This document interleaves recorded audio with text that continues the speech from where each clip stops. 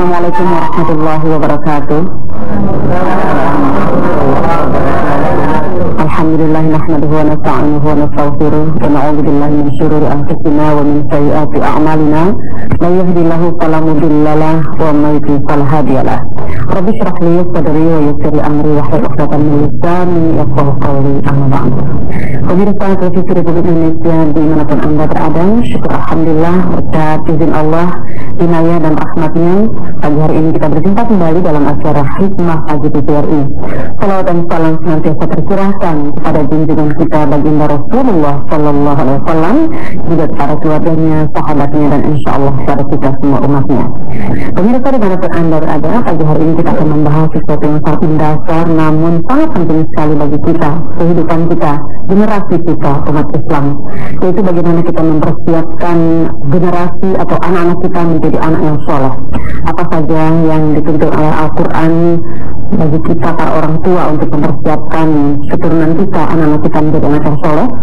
Nah, di studio sudah hadir narasumber yang akan menjelaskan kepada kita semua, yaitu Bapak Ustadz Syed Haji Siddiq Amin. Assalamualaikum warahmatullahi wabarakatuh. Warahmatullahi wabarakatuh. Apa kabar Ustadz pagi hari ini Ustadz? Baik, alhamdulillah sehat Ustadz ya. Terima kasih Ustadz atas kehadirannya. Dan kami juga kedatangan bintang tamu yang tentunya sudah tidak asing buat kita, yaitu Ibu Hajah Nurmala Dewi Ka'ban. Assalamualaikum warahmatullahi wabarakatuh. Apa kabar Ibu Nurmala? Alhamdulillah baik. Alhamdulillah ya. Alhamdulillah. Gimana kesibukan di rumah dengan anak-anak? Alhamdulillah. Masih semua bisa teratas ya. Alhamdulillah. Dan pemirsa bersama kami juga hadir Ibu-Ibu Majelis Taklim dari Majelis Taklim Al-Hilal Depok. Assalamualaikum warahmatullahi wabarakatuh Ibu.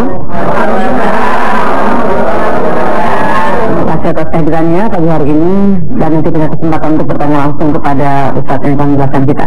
Baik, Pak Ustadz dan Ibu Nurmala juga pemirsa, bahwa kita sepakat ya bahwa setiap orang tua pasti menginginkan mendapatkan anak yang soleh dan solehah, anak yang berbakti kepada orang tua, anak yang taat beribadah kepada Allah SWT. Tetapi apakah kita juga tahu bagaimana cara-cara mendidik anak kita, membuat anak kita menjadi anak yang soleh? Nah, inilah yang ingin saya tanyakan langsung kepada Pak Ustadz ya. Bagaimana Al-Quran dan Sunnah menuntun kita, bagaimana sebagai orang tua ini mempersiapkan anak-anak kita bukan saja sekedar soleh, tapi mereka menjadi anak-anak yang kuat, yang generasi yang kuat. Silakan Pak Ustadz. Baik, terima kasih. Alhamdulillah Rabbil Alamin.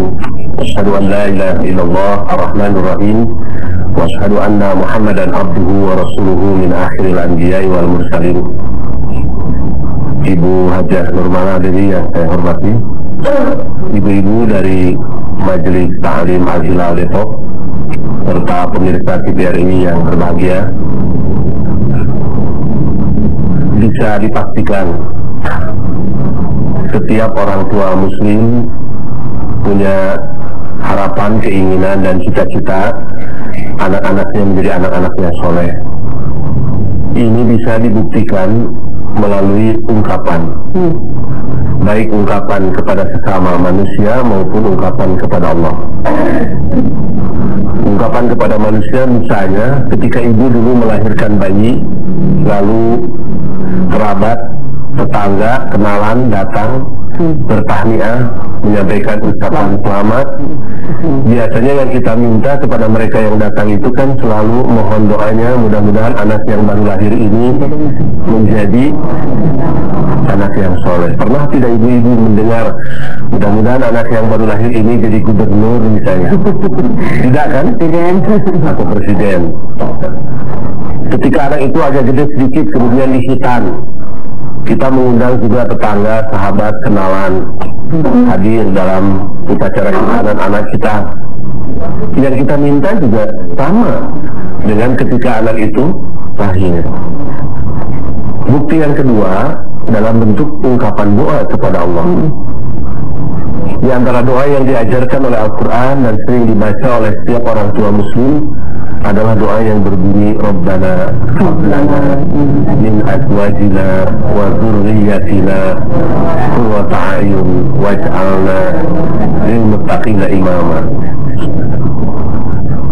Doa itu sebenarnya kalau kita maknai, kalau yang membacanya seorang suami, di dalamnya itu ada permohonan kepada Allah, memohon agar istrinya, azwaj itu, pasangannya, dia menjadi qurrata a'yun.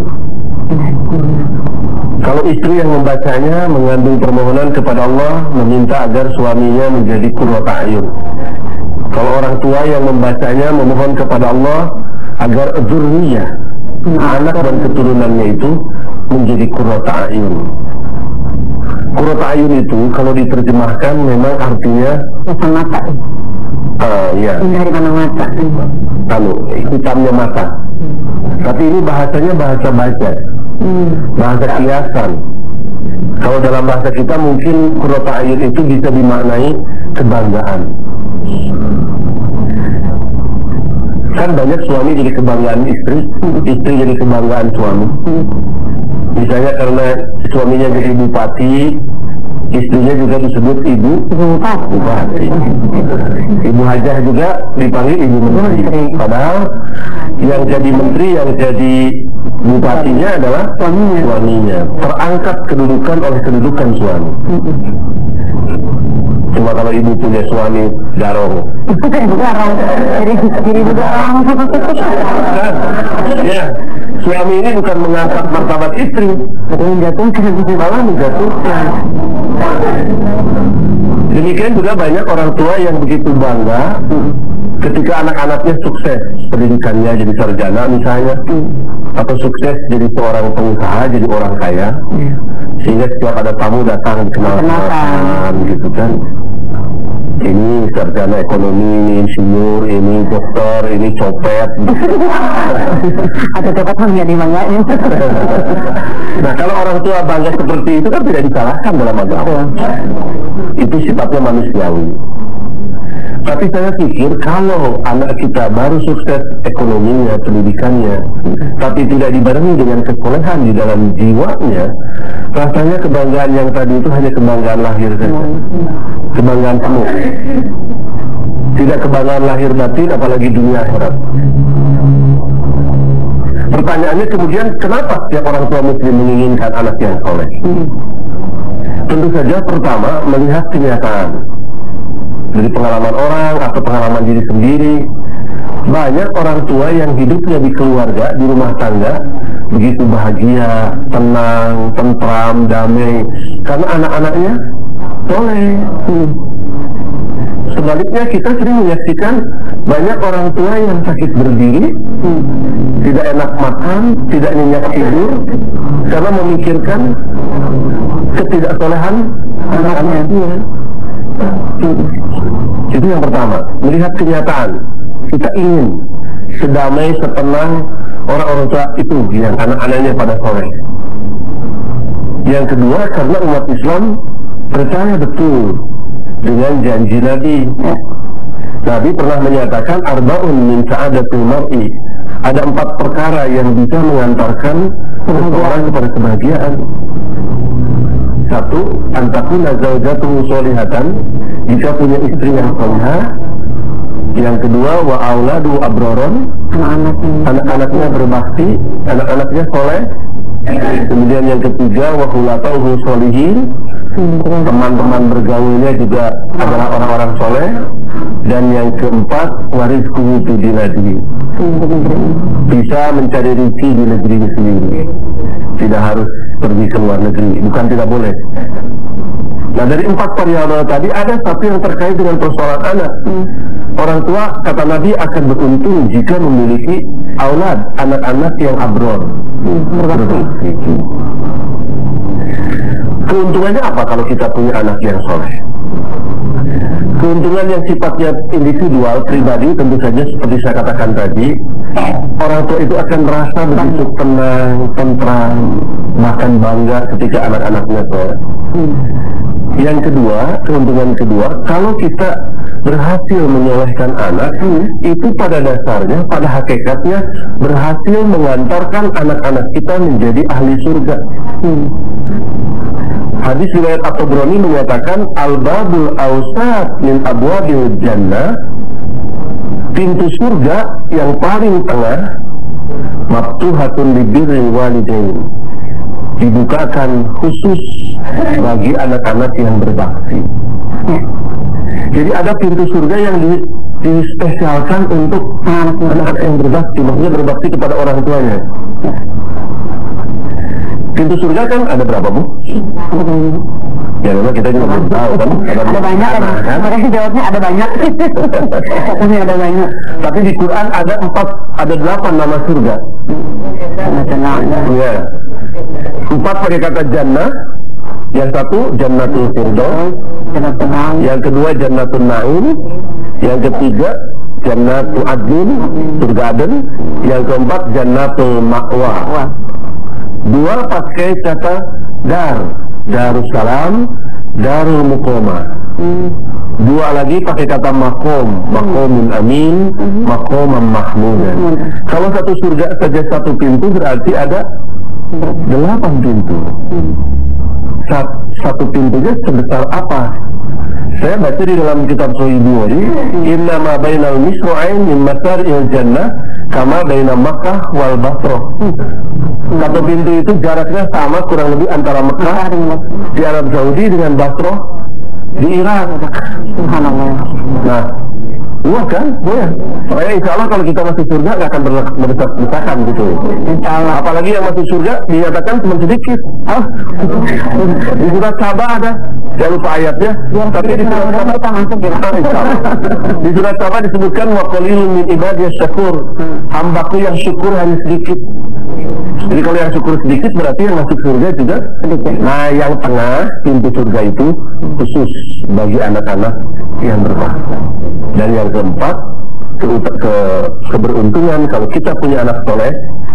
Di dalam hadis riwayat Imam Ahmad dinyatakan Allah akan mengangkat kedudukan orang-orang tua di surga, ditempatkan di kelas istimewa. Mereka kaget, kok kami mendapatkan tempat istimewa di surga ini dari mana? Mungkin kalau dianggap ongkosnya pas-pasan. Amal solehnya itu pas-pasan, masuk surga juga sudah merasa beruntung. Tapi sekarang malah dikasih tempat istimewa. Maka mereka bertanya kepada Allah nanti, ya Rabbi anna li hadihi, ya Allah, saya dapat tempat istimewa ini dari mana? Jawab Allah nanti di hari kiamat, bi istighfari waladika, kamu mendapat tempat istimewa di surga ini berkat doa dan istighfar anak-anak kamu yang soleh buat kamu. Gitu. Besar ya dampak kita mendidik anak yang soleh. Nah, ketika kita mendidik, tentunya kan ini kembali lagi kepada kita sebagai orang tua. Apakah kita sudah menjadi uswah atau contoh bagi mereka? Karena anak itu pasti melihat lingkungan terdekatnya ya Pak Ustaz ya. Nah, ini bagaimana kita menjadi uswah yang baik bagi mereka? Apalagi tantangannya sudah begitu besar sekali bagi kita orang tua. Memang tadi saya baru berbicara soal keuntungan kalau punya anak soleh. Lantas kalau kerugian kalau anak kita tidak soleh, Shakespeare, seorang pujangga Inggris tahun 30-an pernah mengilustrasikan bagaimana rasanya punya anak tidak soleh. Kata Shakespeare, how tougher that a servanthood it is to have a thankless child. Mendingan dipatuk ular katanya daripada punya anak tidak soleh. Dipatuk ular itu kan sakit, tapi dibanding dengan punya anak tidak soleh, masih mending dipatuk ular. Dipatuk ular itu betapapun sakitnya, masih banyak obatnya. Mau obat tradisional, mau obat konvensional, obat kimia. Coba kalau kita punya anak tidak soleh, bisa nggak diobati dengan beras kencur? Atau dibawa ke dokter, dok tolong nih anak saya, kenapa? Kata dokter, bukan bagian saya. Anak bawang dibawa ke sini suntik mati aja. Atau diantar ke pesantren juga kalau sudah bengkok susah lurus, malah jadi motorin pesantren malah nantinya. Nah, bisa. Diantar ke rumah sakit jiwa juga kadang-kadang bukan sembuh, malah nambahan penyakit. Nah, di akhirat anak yang durhaka itu jangankan mengangkat martabat orang tua, malah di akhirat itu kalau kita memperhatikan surat Al-Ma'arij, maunya anak-anak durhaka itu masuk nerakanya nanti digantian sama ibu atau bapaknya. Jadi dia menyalahkan. Jadi begini, di surat Al-Ma'arij disebutkan wala yas'alu hamimun hamima. Nanti antara kekasih dengan kekasih, suami dengan istri, ibu bapak dengan anak, kita dengan keluarga itu tidak akan bisa saling meminta tolong. Kenapa? Karena masing-masing menghadapi persoalan yang sangat berat. Yubassurunahum, kata Allah, mereka hanya saling memandang saja. Suami dengan istri hanya bisa saling melihat, tapi tidak bisa saling membantu. Malah yawaddul mujrimu law yaftadi min adabi yawma idzin libani.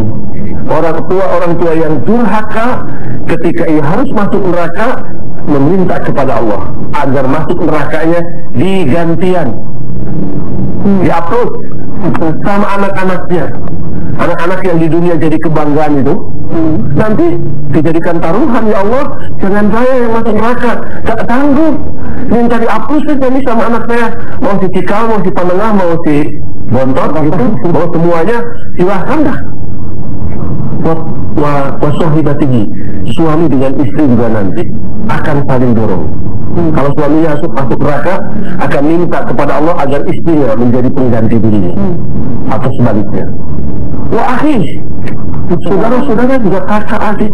Dan kesananya ada kalimat wa fasilatihi allati tu'li, dan orang tua yang mengurusi dirinya. Kalau ini ayat terkait dengan anak yang durhaka. Ketika ia harus masuk neraka, nanti ia akan meminta kepada Allah, ya Allah, hamba tidak sanggup harus masuk neraka, mohon diganti, mohon dihapus. Oleh siapa? Ini ada bapak, ini ada ibu, ini ada kakek, kalau masih kurang ada nenek, ada paman, ada uak. Kesananya wa mangsil abi jami'an, siapapun yang ada di dunia, ya Allah, masukkan ke neraka. Cuma yunjih, yang penting dirinya rugi. Punya anak yang tidak soleh itu di dunia sudah menyiksa batin kita, di akhirat bukan mengangkat, tapi malah teruskan.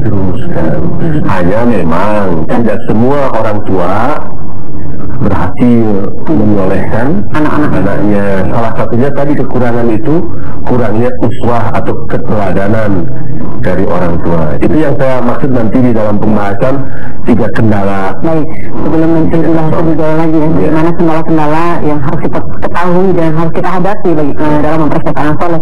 Saya bertanya dulu sama ibu nih, pada episode yang kemarin ibu bilang 7 putra 7 ya, 6 putra 1 putri. Nah ini tentu kan ibu menghadapi berbagai macam kendala, atau mungkin juga kita ingin tahu lebih jauh siap-siapnya bagaimana ibu mempersiapkan mereka itu menjadi anak yang soleh dan berbakti kepada kedua orang tua. Pak Ustadz dah banyak ngajari Pak Ustadz ya. Lalu pengalaman pribadi kan mungkin di langsung ya. Saya kan awalnya dulu sebelum nikah sama bapak kan kita udah ada pengajian. Jadi di surat An dikatakan bahwa laki-laki yang baik itu adalah untuk perempuan yang baik. Perempuan yang baik itu laki-laki yang baik. Jadi sebelum saya mencari siapa jodoh saya dulu baik-baik dulu kan. Bagaimana berusaha saya jadi baik kan. Jadi waktu 8 itu kita belum banyak pakai jilbab Ustaz. Nah saya berusaha pakai jilbab supaya jadi baik lah maksudnya ya. Proses menuju baik kita jadi baik gitu ya. Alhamdulillah setelah ketemu bapak, karena ibadahnya bagus, segala sholatnya bagus, terus puasanya bagus, bagiannya juga. Nah saya suka orang seminggu kan. Nah setelah itu kan tentu kalau kita nikah ada doa-doa ya kan. Ini awalnya itu proses awal, ada doa, kita bersubuh kan pasti ada doa segala macam. Nah saya sama bapak tuh kita nggak pernah marahan gitu ya.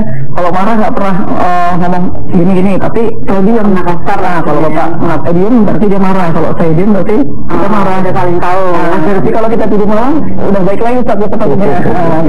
Jadi alhamdulillah karena bapak juga banyak bimbing saya, karena dia juga lebih banyak pengetahuan tentang agama dan banyak bimbing saya.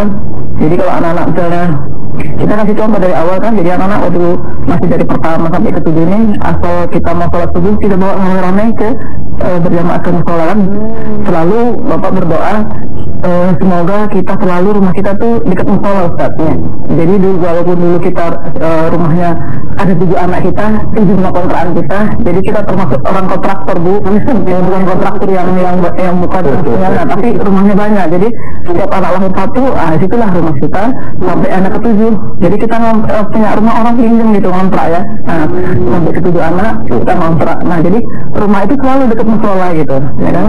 Musola, jadi anak-anak kita bawa ke musola sambil ngantuk-ngantuk dibawa aja masih kecil-kecil. Artinya nuansa religi diciptakan di dalam rumah tangga ya. Ya terus kan anak-anak karena dulu saya belum banyak kegiatan, jadi setiap sore anak-anak itu saya ajak anak-anak ngaji ke rumah Ustaz. Ajak ngaji, belajar asar sampai maghrib. Terus anak tetangga-tetangga juga ngaji kan. Maka kan lebih banyak dia karena dosen dia lebih berkiprah di pendidikan, jadi banyak keluar kan timbang di rumah. Alhamdulillah sampai sekarang jadi anak-anak diwajibkan kalau jamaah subuh dan maghrib. Jadi mereka maghrib harus di rumah, atau kalau misalnya nggak ada waktu mereka harus kasih tahu kenapa nggak bisa maghrib berjamaah di rumah gitu kan. Nah kalau misalnya bapak belum pulang ya berjamaah paling yang paling besar gitu nanti jadi imam. Nah sampai anak saya yang ada yang suka baca ayat panjang, ada yang pendek, sampai kalau yang nomor 4 jadi imam dia bacanya cuma alif lam mim ya. Kalau bapak baca ayat itu kan suka panjang tuh kan, Al-Mulk, dan Yasin, itu kan ustaz yang panjang. Jadi anak tuh kebel gitu. Jadi setelah nomor 4 itu yang imam dia pasti hamim gitu doang. Jumpa gitu kan doang katanya. Memang dia punya argumen sebenarnya boleh ya, boleh lah gitu kan. Nah, tapi memberikan pemahaman agama kepada anak-anak, supaya anak-anaknya tahu agama gimana kiat-kiatnya. Apakah mereka dipanggilkan guru atau mereka di dalam sekolah Islam, kita juga mengajarkan bagaimana berperilaku yang baik gitu kan menurut ajaran Islam. Ya, bagaimana Ustaz tentang apa yang telah dilakukan oleh Bun Mala ya, bagaimana mencetak atau mendidik, memberikan pemahaman agama, karena pemahaman agama kan menjadi modal ya, kata fondasi bagi anak-anak. Kira-kira menurut Ustaz gimana?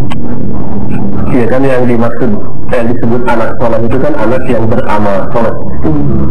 Kalau yang beramal salah itu bukan anak soleh. Salah. Nah, bagaimana caranya supaya anak kita, keluarga kita itu beramal soleh? Maka Nabi sebenarnya sudah memberikan petunjuk melalui hadisnya riwayat Imam Muslim yang menyatakan, "Idza arada Allah bi 'abdin khairan faqahuhu fid din." Jika Allah bermaksud mau memberi kebaikan kepada seseorang itu bisa diri kita, bisa anak rumah kita, bisa keluarga kita. Kebaikan dari Allah itu bisa kebaikan dunia, terutama kebaikan di akhirat. Maka Rasulullah menjanjikan Allah akan menjadikan orang itu menjadi orang yang memahami betul ajaran agamanya. Nah, hadis ini memang sifatnya kalimat berita, tapi maksudnya menyuruh. Istilah gramatika bahasa Arab itu disebutnya Qamariyatul kalam insya'iyatul ma'na. Kalimatnya kalimat berita tapi maksudnya menyuruh. Jadi kalau kita ingin anak kita mendapat kebaikan dari Allah, jadi anak-anak yang soleh, maka oleh kita harus dikenalkan anak kita itu dengan amal soleh itu sendiri, dengan ajaran Islam. Kan ada ungkapan dalam bahasa Indonesia, tak kenal maka tak sayang begitu. Ya, dalam patah Jawa juga ada witing tresno jalaran kepala. Dalam bahasa Sunda juga ada jauh tuwawuh panggang tambah keterang, mau cinta muntu loma, mau bogoh muntu wano, mau dedeh muntu dedeh. Ini orang Depok mungkin sebagian paham Sunda. Intinya pokoknya kalau tak kenal maka tak sayang, harus diperkenalkan kepada ajaran agama gitu ya. Iya. Nanti setelah kenal akan ada kecintaan, setelah ada kecintaan ada pengorbanan. Semakin besar kecintaannya, semakin besar pengorbanannya. Karena seorang pemuda saking cintanya sama seorang perempuan, kirim surat, dimasukkan duit ke dalam amplop. Duit 500.000 juga bahasanya hatur lumayan. Buat beli sirup. Boleh bu, beli sirup 500.000 kegedean. Jadi pakai berita sirup ya. Tapi ketika sudah jadi istri, punya anak, kecintaannya berkurang, kasih belanja gimana bahasanya? Nih 5.000 buat 5 hari. Oh, kan? Kenapa pengorbanannya jadi kurang? Karena mahabbah, kecintaan berkurang. Sekarang banyak orang muslim, baik muda ataupun tua, susah sekali diajak beramal soleh. Persoalannya saya kira di sini, persoalan mahabbah, rasa cinta itu ya. Makanya jadi apa yang dilakukan itu benar, memang kita harus memperkenalkan anak kita ke dalam ajaran Islam, tentu saja seawal mungkin. Ya. Ustaz, ada sebuah hadis yang mengatakan bahwa didiklah anakmu karena dia akan menemui zaman sesudahmu. Apa pesan yang ada di dalam hadis ini, Ustaz? Apakah kita dituntut menjadi orang tua yang cerdas atau bagaimana? Itu sebenarnya juga bisa dipahami sebagai upaya proses regenerasi dan kaderisasi dai-dai. Karena kan tugas dakwah dalam Islam itu adalah tugas kita kaum muslimin semua. Jadi anak kita tuh harus dididik. Yang kedua juga bisa dipahami bahwa memang adalah kewajiban orang tua untuk mempersiapkan anak-anaknya menghadapi tantangan masa depan yang mungkin jauh lebih berat daripada yang dihadapi oleh kedua orang tuanya. Nah, kalau menyangkut metode, Ustaz, karena biar bagaimanapun tidak terlepas dari bagaimana kita memberitahu, mengajarkan, mencontohkan kepada anak-anak kita. Metode yang pas untuk zaman sekarang ini anak-anak kita, karena kendalanya juga pasti besar ya, Pak ya. Apa metode yang yang pas, yang cocok untuk anak-anak kita? Mungkin juga akan tergantung pada usia. Imam Ghazali kan pernah juga mengajarkan ya, bagaimana kita menghadapi tergantung usianya, bagaimana kita menyikapi mereka. Tapi jangan dijawab dulu, kita berikut sebentar ya. Dan pemirsa, Anda ingin tahu jawaban dari Pak Ustaz dari jawabannya tadi, kita akan kembali ke informasi yang berikut. Terima kasih Anda masih bersama kami, dan sekarang kita akan mendengarkan langsung jawaban pertanyaan tadi. Silakan. Di dalam ajaran Islam dikenal prinsip pendidikan sepanjang hayat, long life education, minal mahdi ilallah. Islam menganut prinsip no sooner, tiada tua untuk belajar. Tetapi tentu saja semua sepakat bahwa pendidikan yang terbaik, khususnya menyangkut masalah pendidikan agama, itu dikenalkan sejak kecil. Dalam ungkapan bahasa Arab disebutkan at-ta'allum bis-sighar kanasi al-hajar. Mendidik sejak kecil itu ibarat mahat di atas batu. Kalau belajar sudah tua itu ibarat nulis di atas air. Susah lupa, mudah susah ingat, mudah lupa. Kalau pendidikan sejak kecil itu ibarat mahat di batu. Batu tulis yang ada di Bogor, di Sungai Ciaruten, itu kan peninggalan zaman kerajaan Tarumanagara.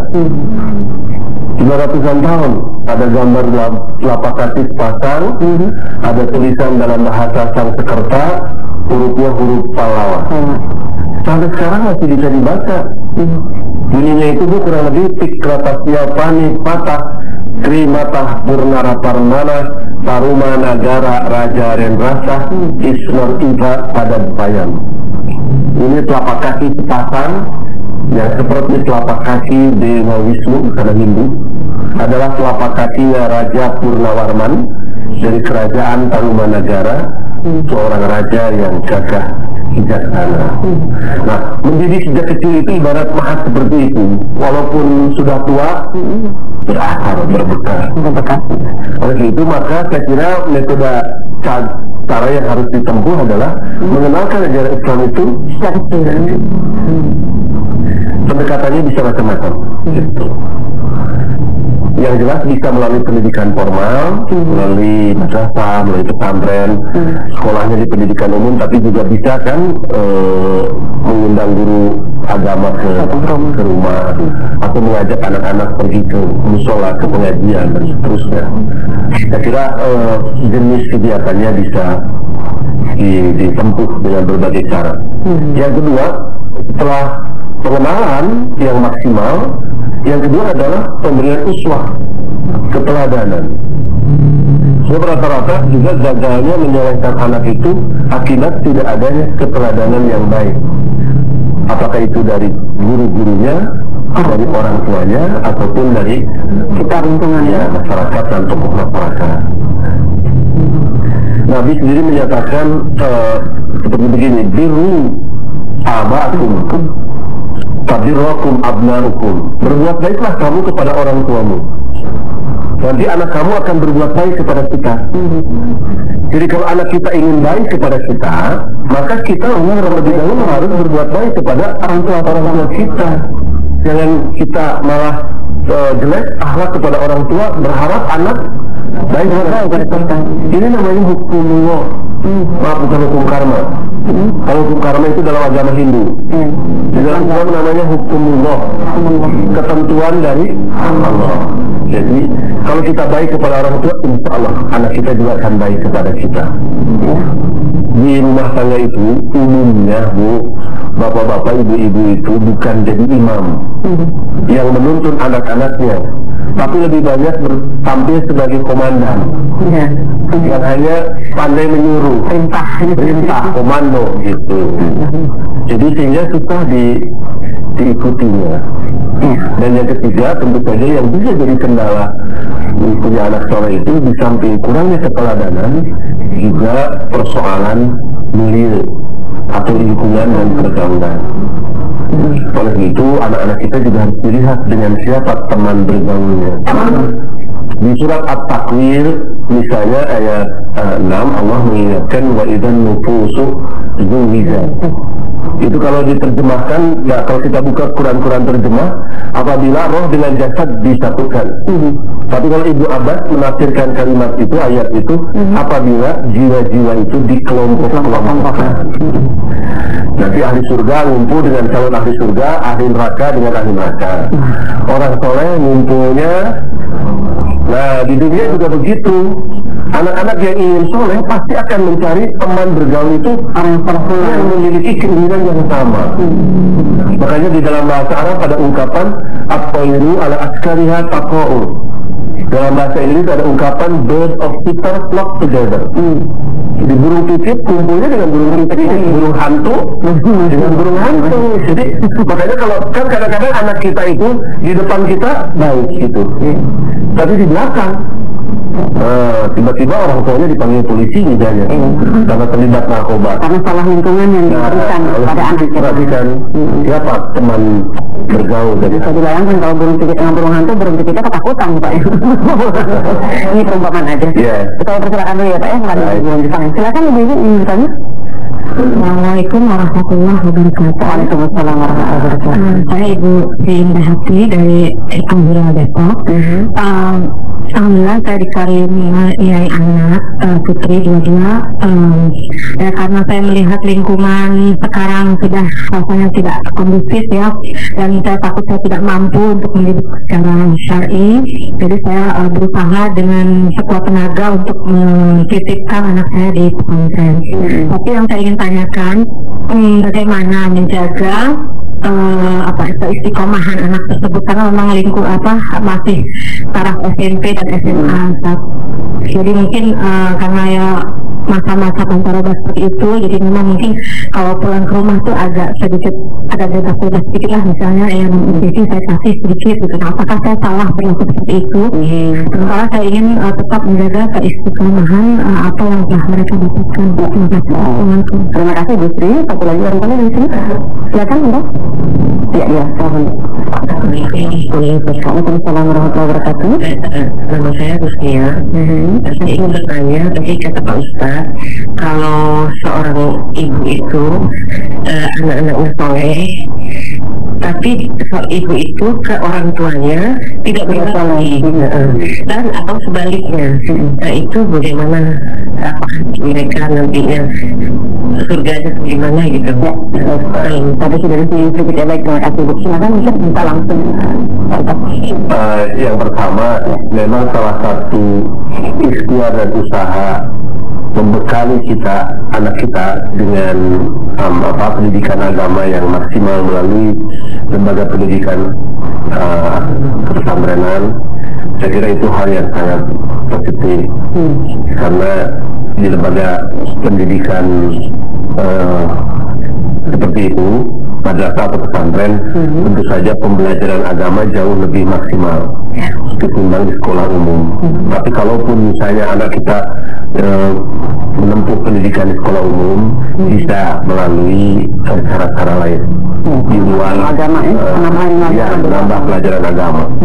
Yang sering menjadi persoalan, banyak orang tua yang merasa cukup di sekolah ini juga ada gitu, tapi kan adanya paling 2 jam pelajaran seminggu gitu. Padahal spektrum ajaran Islam itu cakupannya sangat luas sekali gitu. Matematika saja yang hanya cuma berhitung dikasih 6 jam, 8 jam, agama yang cakupannya luas dikasih 2 jam. Ya bisa dibayangkan lah dapat apa gitu, apalagi tidak di UN kan. Jadi perhatian anak terhadap pendidikan agama menjadi relatif kurang. Guru-gurunya juga kurang serius, toh tidak akan menentukan juga. Dan orang tuanya juga sama lagi seperti itu. Ya itu. Oleh itu ibu bekalilah pendidikan itu paling tidak sampai setingkat madrasah aliyah gitu ya. Sudah punya bekal dasar ya, Pak ya. Cukup kuat, jadi kita tidak terlalu khawatir ketika mereka masuk di perguruan tinggi karena sudah mendapatkan ilmu yang memadai begitu. Sehingga kita mengawasi, mengingatkan. Kewajiban orang tua adalah tetap mengawasi dan mengingatkan. Dan juga mengarahkan mereka. Ya. Ketika anak tadi bilang kalau pulang, makanya pesantren kan nggak boleh namanya nonton TV, pegang handphone segala macam. Begitu pulang kata ibunya, udah biarin aja transport. Tidak apa-apa, jangan sampai melalaikan akan kewajiban dia sebagai seorang muslim. Ya, baik. Kalau kita sampai lupa sholat misalnya. Itu yang salah ya. Nah, yang pertanyaan dari Ibu Rusnya tadi, bagaimana dengan orang tua yang dengan orang tuanya sendiri dia tidak sholat, tapi pengen anaknya jadi anak yang soleh gitu ya? Anaknya itu memang soleh. Iya. Anaknya soleh. Ya, tapi ibunya tidak berbakti gitu. Ya, sebenarnya di dalam ajaran Islam berbakti kepada orang tua itu bisa dilakukan setelah kedua orang tua itu tidak ada. Ada seorang sahabat bertanya kepada Nabi, ya Rasulullah, hal bakia min diri abawaya syai'un abirruhuma ba'da mautihima. Rasulullah, ada tidak peluang, kesempatan bagi saya untuk berbuat baik kepada kedua orang tua yang sudah meninggal? Kata Rasulullah, na'am, ada. Satu, kata Nabi, beristighfar, memohonkan ampunan, berdoa dan beristighfar. Jadi selalu mendoakan, memohonkan ampunan. Yang kedua, wa infadu ahdihima, janji-janjinya yang pernah dijanjikan dulu yang baik, tentu saja janji yang baik. Kalau janji yang buruk nggak usah. Janji-janji yang baik, niat-niat yang baik diteruskan, atau kebiasaan orang tua yang baik diikuti. Itu namanya infadu ahdihima. Misalnya dulu orang tua kita rajin sekali ke pengajian, kita teruskan. Itu kita meneruskan kebaikan orang tua itu sebenarnya bagian dari berbuat baik kepada mereka. Kemudian yang ketiga, bersilaturahmi dengan teman-teman orang tua kita. Jadi tidak putus obor langsung udah bilang itu. Betul. Jadi ibu masih terbuka peluang. Ada. Karena kan ada orang tua, ada anak yang ketika dia lahir orang tuanya meninggal, belum sempat berbuat baik. Atau ketika orang tuanya hidup, anak ini tidak soleh misalnya, baru menyesal setelah keduanya. Terbuka peluang. Masih ada kesempatan ya untuk mendoakan. Nah, saya tanya lagi sama Ibu Nurmala. Anak itu kan lain-lain lapas, anak itu juga lain-lain kelakuan istilahnya ya. Nah, gimana sih kalau ibu menghadapi anak yang mungkin ada tanda-tanda kenakal gitu, namanya anak-anak proses ke remaja, dewasa, puber. Ini gimana cara menghadapi anak-anak seperti ini? Anak saya yang 7 Ustaz ya. Kadang pernah juga itu anak-anak beda-beda anaknya, sifatnya. Jadi kita anak nomor 1, nomor 3, nomor 5 sifatnya sama Ustaz. 1, 3 ya lebih pendiam. Ada nomor 2, nomor 4, nomor 6 tuh lebih lahka, orang bilang kan lebih banyak. Jadi kalau nomor 1 itu kalau misalnya disuruh sholat, kita mesti bangun ya Ustaz, atau diajak ke kamar mandi ya. Kalau nomor 2, 3, 4, 6 tuh kita mesti bilang ya salat gitu, mau sih sholat kan. Nah, terus yang kita selalu ajarkan kan selalu berjamaah. Kedua, kita setiap mau Ramadan atau mau hari Lebaran itu kita ajak anak-anak memberikan sedekah untuk orang-orang yang nggak mampu kan. Nah, kita sediain amplop atau biasanya kita sediain beras sembako gitu, beras, Indomie, ada beberapa macam itu sembako lah ya, gula ya kan, kopi, teh itu. Nah, anak-anak disuruh kita ngasih ke orang yang jalan ke malam kan. Kalau mau Ramadan kan penyapu jalan kan ada dari jam 1 sampai jam 7 di nyapu jalanan itu. Nah, mereka jalan malam-malam. Tapi anak saya laki-laki yang diajarin begitu, sama mungkin ada ustadz yang dari kita karena kebetulan tinggal di Islam Khalid Bogor, dan ustadz muda kan. Jadi mereka yang mengantar anak-anak tuh jadi sampai pernah anak-anak memberikan itu sama tukang becak tuh rumahnya di becak itu Ustaz. Nah, mungkin dia kayaknya orang Jawa tuh di becak, rumah di becak, ya mungkin mandinya mungkin di sungai ada umum kan, becak umum barangkali ya. Tapi lah begitu anak-anak ngasih, ruang becak yang ngasih, anak-anak juga ngasih gitu. Nah, anak-anak kan jadi saya senang gitu anak-anak karena masih jadi kebetulan ada teman-teman yang alhamdulillah kita sekarang sudah alhamdulillah dikasih diberi Allah rezeki. teman-teman yang nggak mampu di sekolah pun mereka selalu kita anjurkan untuk membantu teman-temannya itu. Nah, itu mungkin. Dan terus pernah juga pengalaman mengajak anak-anak, ayo kita ke mungkin ada waktu liburan ke luar negeri gitu kan ya. Tapi alhamdulillah saya senang saya dengan anak saya. Nggak usah kata anak-anak, mungkin kalau umroh mereka mau, tapi karena bapak nggak bisa, ya udah sedekahkan aja uangnya untuk jalan-jalan ke luar negeri. Karena saya juga suka, seolah alhamdulillah gitu ya. Itu kan karena ya mungkin bapak ngajakin kita lebih baik, mengajarkan segala macam yang baik itu, jadi anak-anak juga alhamdulillah nurut gitu ya. Kalau misalnya anak-anak ada yang agak nakal gitu, saya cukup panggil tetap. Misalnya kita mau ke orang tua di kampung, misalnya nanti kita panggil, misalnya dia nggak mau kan, saya aja kita sebagai orang tua, apa kata orang tua dulu, kita suka nurutkan, walaupun menurut hati kita tidak mau, ya. Nah, tapi karena bakti kita sama orang tua, kita aja walaupun berat, mau kok, saya bilang gitu, kalau bilang kan, nah anak-anak, apa dong gitu coba, ya, yang beratnya begitu kan, yang berat kan kita orang tua, tapi anak-anak karena kasih tahu begitu, alhamdulillah anak suka nurut kalau kita ke acara keluarga. Anak-anak suka keluarga itu bermalasannya itu beberapa hari sebelumnya. Nah ini kan bukan acara umi atau bukan acara bapak, pasti acara keluarga.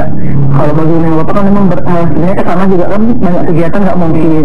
Tapi inilah silaturahmi kita dengan keluarga-keluarga. Nah sekaligus memperkeluarga orang tua nama ulah param obor ya Pak ya. Baik ya. Ini merupakan satu pengalaman yang barangkali juga bisa menjadi buat kita semuanya ya, bagaimana kita kedekatan kita kepada anak-anak juga barangkali itu juga penting ya. Iya itu penting. Kalau saya sih ya karena saya ibunya, jadi saya harus proses dekat sama anak. Kalau anak-anak mau ngadu, kalau bukan ke saya atau ke bapak, ke siapa lagi kan? Nggak mungkin kan? Ini nggak mungkin, harus saya pokoknya usahakan jangan sampai dia ngadu ke orang lain. Kalau misalnya punya teman-teman dekat, saya usahakan mereka semua main ke rumah. Jadi kalau misalnya berteman dengan siapa, saya mesti tanya dengan siapa berteman. Jadi mereka anak-anak alhamdulillah lebih suka main di rumah, Ustaz. Jadi saya di rumah boleh main badminton, boleh apa. Jadi rumah saya itu bisa dijadikan anak-anak aja lah gitu ya. Ini bisa terlihat langsung aktivitas mereka di mata kita ya. Baik, ini beri kesempatan lagi buat ibu. Satu orang lagi silakan yang ingin bertanya. Ada? Silakan Bu. Saya sudah Manja dari BPC Al-Hilal Depok. Yang saya tanyakan, apakah sudah selaku orang tua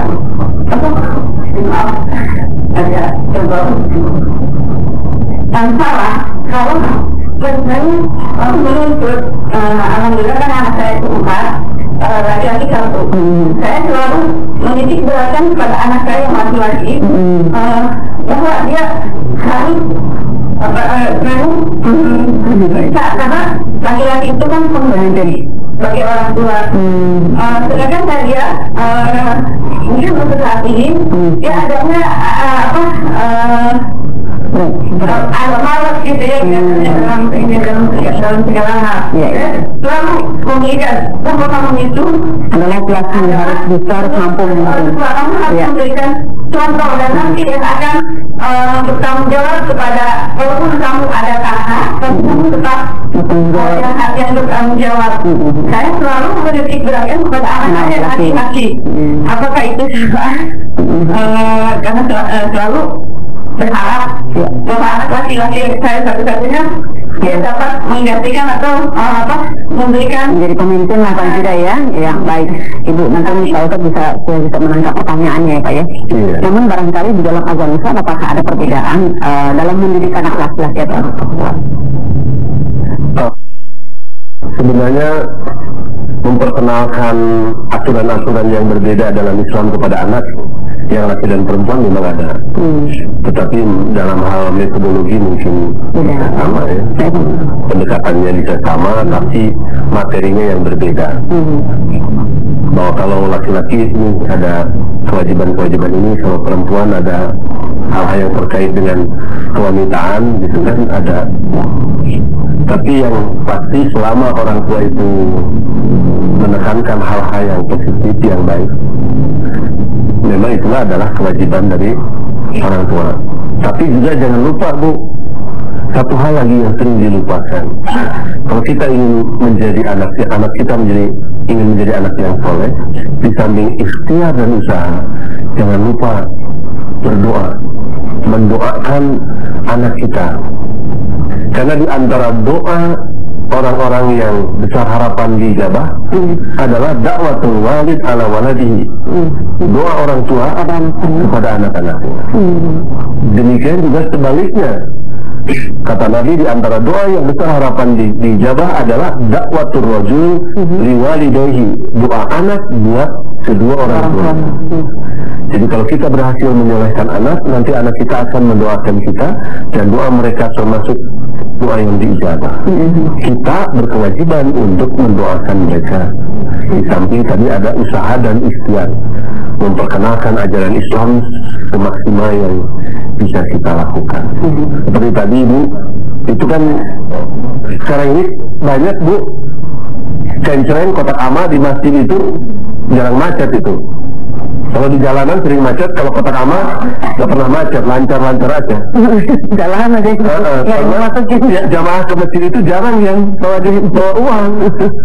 Anak-anak apalagi, karena bapaknya tidak memberikan contoh. Padahal mestinya kalau anak mau jumatan, biasanya ada kotak amal, orang tua itu membagi anak-anaknya nih, nanti masukkan ke dalam kotak.